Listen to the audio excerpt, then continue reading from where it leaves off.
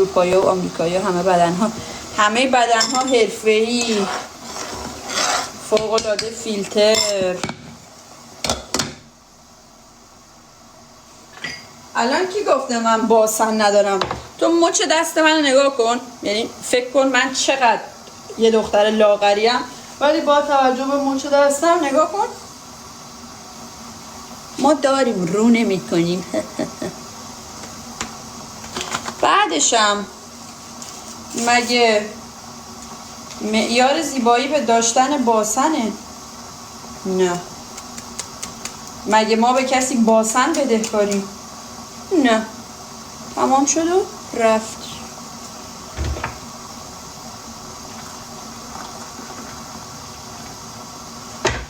Oh, thank you so much. بدن ورزشی. من باشگاه هم نمیرم، خودتونم که میبینین هر روز دیگه هرچی هم دم دستم بیاد میخورم، هرچی. هیچ رژیمی هم ندارم،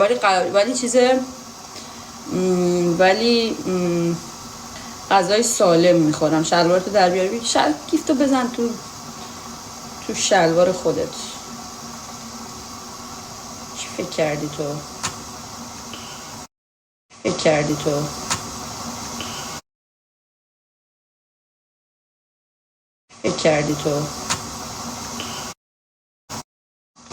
لایک کنین، لایک، شیر، فالو. وای به به، اصلا شیویده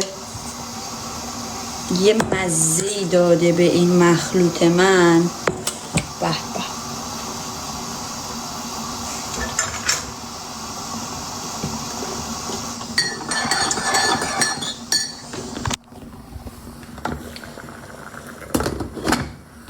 ماکارونی هم یواش یواش پخته میشن و ما بریم چایمونو بخوریم و مؤدب جواب میدیم. مرسی. سلام خانم خوشگل، هنوز اندونزی هستی؟ مرسی هیدری. آره انشالله یک شنبه هفته دیگه این موقع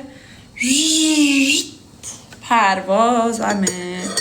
بم بم بم بم بم. everybody یعنی چی؟ everybody یعنی همه. every یعنی هر. body no. every یعنی همه. body یعنی مردم. people. everybody.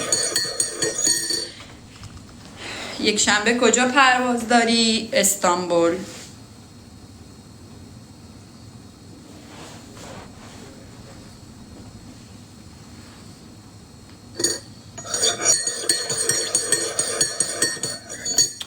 Everybody tap on a screen.